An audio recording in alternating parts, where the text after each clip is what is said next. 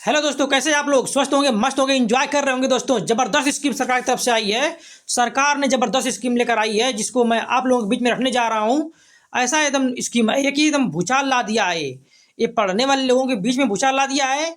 और जो लोग केवल केवल और केवल ग्रेजुएट हैं, क्या है? ग्रेजुएट, आपने ठीक सुना, ग्रेजुएट जो लोग केवल हैं उनके लिए भी एक जबरदस्त मौका सरकार ने दे दिया है। हाँ, एक शर्त रख दिया उसने कि आप लोगों को किसी विशेष क्षेत्र में विशेष योग्यता होनी चाहिए। अभी बताऊंगा मैं कि आपको सरकार कौन कौन सी योग्यताएं मांग रही है आप लोगों से।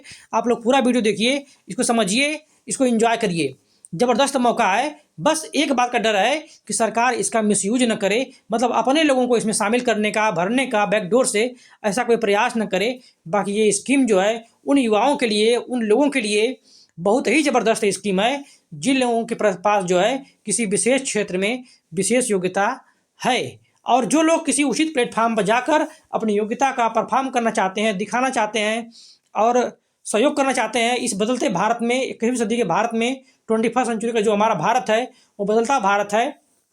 ऐसे भारत में जहाँ पे प्रतिस्पर्धा बढ़ गई है, ऐसी स्पर्धा में अगर वो अपने आप को सम्मिलित करके आज के युवाओं के लिए थोड़ा सा मार्गदर्शन दे सकते हैं तो उनके लिए एक अच्छा अवसर होगा, एक अच्छा प्लेटफॉर्म होगा। यह जो है स्कीम है, ये चूँकि बहुत पहले से आनी चाहिए थी, और बहुत सारे लोग ऐसे हैं जो उस काबिलियत रखते हैं करने की, यूनिवर्सिटी में जाकर बच्चों को पढ़ाने की, बताने की, समझाने की और उनका मार्गदर्शन करने की काबिलियत उनके पास है। लेकिन हाँ, उनके लिए कोई अच्छा प्लेटफॉर्म नहीं था जो अब यूजीसी ने उनको उपलब्ध करा दिया। दोस्तों, देखते हैं स्कीम को। इतनी अच्छी स्कीम है कि आप लोगों को मज़ा आ जाएगा अगर आप लोग इस दायरे में आते हैं। अगर लगता है आप लोगों को आप लोग इसके लिए एलिजिबल हैं तो ज़रूर अप्लाई करिएगा, और इसके लिए आप लोग भगवान करें कि आप लोग सेलेक्ट होके जाएं और अपनी प्रतिभाओं का प्रदर्शन करें और भारत को उज्जवल भविष्य की ओर, जो आगे बढ़ रहा है भारत, उसके भविष्य को और उज्जवल करें। ठीक है, तो देखते हैं, हम लोग आते हैं अपने मतलब विषय पर कि क्या क्या सुविधाएं सरकार के द्वारा दी गई हैं, क्या क्या सरकार घोषणाएं किया है, यूजीसी ने क्या क्या बताया है। अब देखते हैं हम लोग हैं। ठीक है, तो आते हैं। देखिए, सबसे बड़ी बात कि देश के विश्वविद्यालयों में अब 3 तरह के टीचर होंगे, समझ रहे हैं ना? जो विश्वविद्यालय है वहाँ पे अब 3 तरह के टीचर होंगे। ठीक, 2 तरह के टीचर क्या होंगे?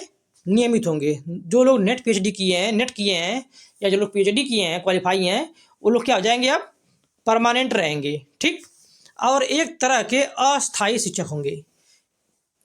मतलब टीचरों में एक ऐसी कैटेगरी होगी जो कैसी होगी?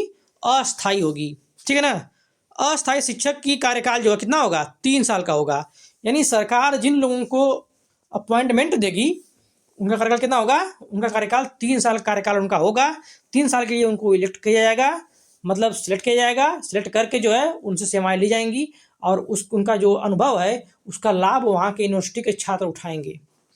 ठीक है, नियमित शिक्षकों में यूजीसी नेट परीक्षा पास करने वाले होंगे और साथ ही विशेष स्नातक शामिल होंगे जिनके लिए यूजीसी नेट जरूरी नहीं होगा। मतलब कह रहे हैं कि जो विशेषज्ञ लोग हैं उनको शामिल किया जाएगा, उनके लिए नेट पीएचडी जरूरत नहीं पड़ेगी। इसका विस्तृत हम लोग देखते हैं थोड़ा सा। ठीक है, विस्तृत ये होगा, ऐसा होगा प्रोसेस, ऐसा होगा प्रोसेस। यानी कि प्रोसेस की क्या स्थिति है इसको हम लोग देखते हैं कि विश्वविद्यालयों में अब शिक्षक बनने के लिए एक ही विषय में क्या करा है? एक ही विषय में यूजी, पीजी व पीएचडी का बाध्यता नहीं रह गई है। यानी पहला बात तो ये की गई है दोस्तों कि अगर आपने बीए किया है, आपने क्या किया है? बीए किया है। अगर आपका बीए साइंस किया है आपने, तो आर्ट से भी आप क्या कर सकते हैं? एमए कर सकते हैं। मतलब आर्ट से भी एमए कर सकते हैं, पीएचडी कर सकते हैं। आपने बीएससी किया अगर है, बीएससी किया है तो आप जो है क्या कर सकते हैं? एमए भी कर सकते हैं। यानी कि और एक चीज़ और है कि अगर आप लोगों ने बीए में, अगर आप लोगों ने क्या लिखा है? बीए में अगर ज्योग्राफी ले रखे हैं, ज्योग्राफी ले रखे हैं दोस्तों, अगर एमए आपने ज्योग्राफी से किया है, ठीक है, तो अगर आप चाहते हैं कि आप नेट परीक्षा दें तो आप हिस्ट्री से भी दे सकते हैं। मतलब जो सब्जेक्ट आपको अच्छी तरह समझ में आती है, जिसमें आपका इंटरेस्ट हो, उससे आप अब जो है यूजीसी नेट की परीक्षा दे पाएंगे। कोई दिक्कत नहीं है, कोई बाध्यता नहीं है, सब खत्म कर दिया गया। ठीक, और देखिए पीएचडी की डिग्री असिस्टेंट प्रोफेसर से एसोसिएट प्रोफेसर व प्रोफेसर की पदोन्नति के लिए जरूरी होगी। यदि आप असिस्टेंट प्रोफेसर बन जाते हैं, ठीक है, अगर क्या बन जाते हैं, असिस्टेंट प्रोफेसर अगर आप बन जाते हैं तो आप चाहते हैं कि यहाँ से अगर प्रमोट होकर आप क्या बने, प्रोफेसर बने दोस्तों। तो इसके लिए आप लोगों को पीएचडी ज़रूरत होगी। जिन लोग पीएचडी किए हैं वो लोग तो प्रमोट हो जाएंगे, लेकिन जिन लोगों ने पीएचडी नहीं किया है वह असिस्टेंट प्रोफेसर के पद पर ही रहेंगे। पहले जूनियर होंगे, बाद में हो जाएंगे सीनियर। ठीक है, कुछ ऐसी बातें यहाँ बताई गई हैं। और देखिए और क्या है, योग मेन जो बता रहा था मैं कि जो विशेष योग्यता है, योग्यता हमारे पास क्या होना चाहिए, योग होना चाहिए। यानी कि योग के क्षेत्र में आपके पास विशेष योग्यता होनी चाहिए, योग होना चाहिए। और ड्रामा क्षेत्र में आपको जानकारी होनी चाहिए, ड्रामा क्षेत्र में जो लोग हैं। तीसरा, फाइन आर्ट्स के क्षेत्र में, फाइन आर्ट्स मतलब कि जो आप लोगों को किसी विशेष क्षेत्र में जो कला आपको आती है, जो भी खेल कूद संबंधित हो सकता है, ठीक है, ये सब आपको आना चाहिए। खेल कूद, डांस, गाना, नाच, ये सब मतलब किसी भी क्षेत्र में आप जो है आपका जो है परफॉर्मेंस अच्छा हो, आपके पास योग्यता हो। और इसमें एक शर्त है, ये शर्त इसकी क्या है कि आदि क्षेत्र में महारत हासिल होनी चाहिए और स्नातक भी होनी चाहिए। क्या होना चाहिए, स्नातक, यानी आप लोग ग्रेजुएट होना जरूरी है, ग्रेजुएट होना जरूरी है इस विषय में।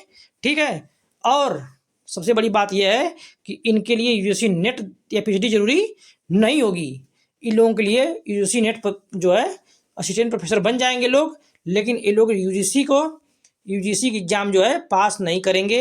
यानी इनको जो है नेट जेआरएफ कुछ पास नहीं करना पड़ेगा, जेआरएफ हो, ठीक है ना, जूनियर रिसर्च फेलोशिप हो, या फिर नेट परीक्षा हो, इनको क्वालिफाई नहीं करना होगा। ठीक है, लेकिन एक काम जरूर करना होगा, और वह है काम, सबसे बड़ा काम यही है, मेन काम है इनके लिए, कि इनके लिए यूजीसी नेट पीएचडी परीक्षा जरूरी नहीं होगी। लेकिन विभिन्न, और देखिए एक चीज़ और है, विभिन्न औद्योगिक क्षेत्रों के विशेषज्ञ भी इसमें शामिल होंगे। ठीक है, विभिन्न जो है औद्योगिक क्षेत्र के लोग इसमें क्या होंगे, शामिल होंगे दोस्तों। और एक चीज़ और है इसमें, एक चीज़ वो है जो सबसे मेन चीज़ है, वह यहाँ दिखाई पड़ रहा है। यहाँ राष्ट्रीय स्तर का अवार्ड जरूरी होगा इनके लिए। क्या होगा, राष्ट्रीय स्तर का कोई न कोई अवार्ड जीते हों अपने क्षेत्र में। सबसे बड़ी बात यही है कि अपने क्षेत्र के विशेषज्ञ हैं, या कैसे प्रूव करेंगे कि आप विशेषज्ञ हैं कि नहीं हैं। तो इसका प्रूव करने के लिए, जैसे एग्जाम मतलब आप बीए करना है, आप चाहते हैं कि आप सिविल तैयारी करें, तो उसके लिए बीए डिग्री ज़रूरत होती है। तो उसी प्रकार आपको अगर प्रूव करना है कि आपके अंदर विशेषज्ञता है, तो ये बात कैसे प्रूव होगी, यह बात प्रूव होगी कि आपने अपने जीवन काल में कम से कम एक जो है राष्ट्रीय स्तर का अवार्ड जरूर जीता हो। ठीक, अगर आप राष्ट्रीय स्तर के अवार्ड जीते हैं तो आप इसके लिए क्या होंगे, एलिजिबल होंगे। लेकिन यह अवार्ड इन लोगों के लिए शामिल नहीं होगा। किसके लिए शामिल नहीं होगा, जो लोग क्या रखते हैं, औद्योगिक घराने से आते हैं, मतलब इनके पास तो उद्योग क्षेत्र का अनुभव ही काफ़ी है। ठीक है, बात समझ में आ गई होगी। मतलब विशेष योग्यता होनी चाहिए आप लोगों के पास, और वो क्या होना चाहिए, औद्योगिक क्षेत्र से होंगे, जरूरत नहीं पड़ेगी। और यदि आप किसी विशेष क्षेत्र में हैं तो आप लोगों को राष्ट्रीय स्तर का अवार्ड विजेता होना चाहिए।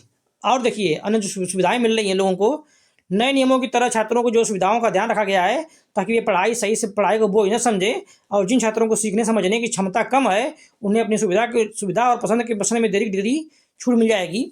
यानी कहने का मतलब इनका ये है कि जो छात्र अब कमज़ोर हुआ करते थे और 3 साल में बीए करते थे, मान लो फेल हो गए, तो 4 साल में भी कर सकते हैं, 5 साल में भी कर सकते हैं, 6 साल में भी कर सकते हैं। अब इनको छूट मिलेगी। ठीक है, आप कोई डिग्री ले रहे हो, अगर आपके अंदर क्षमता कम पढ़ाई की है, लेकिन आप पढ़ना चाह रहे हो, बार बार फेल हो जा रहे हो, तो आपको अतिरिक्त सरकार मौका देने जा रही है जब तक कि आप अपनी डिग्री को कंप्लीट न कर लें। ठीक है, और जो लोग पढ़ने वाले लोग हैं, 10% छात्रों को डिग्री की पढ़ाई जल्द पूरी करने की अनुमति होगी। मतलब कम से कम जो सीखने समझने वाले लोग हैं, 10% छात्र ऐसे होने चाहिए वहाँ पे उस मतलब क्लास में, जो कम से कम अपनी पढ़ाई समय से पूरा कर लें। बाकी और लोगों के लिए सुविधा सरकार दे रही है कि अगर लोग पढ़ाई यदि पूरा नहीं कर पा रहे हैं टाइम से, तो लेट भी कर सकते हैं। ये सुविधा अलग सुविधा है। ठीक है, और ये चीज़ अलग थी।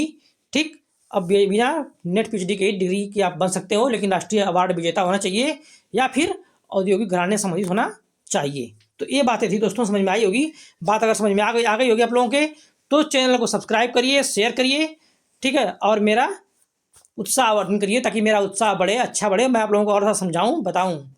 जय हिंद दोस्तों, जय हिंद।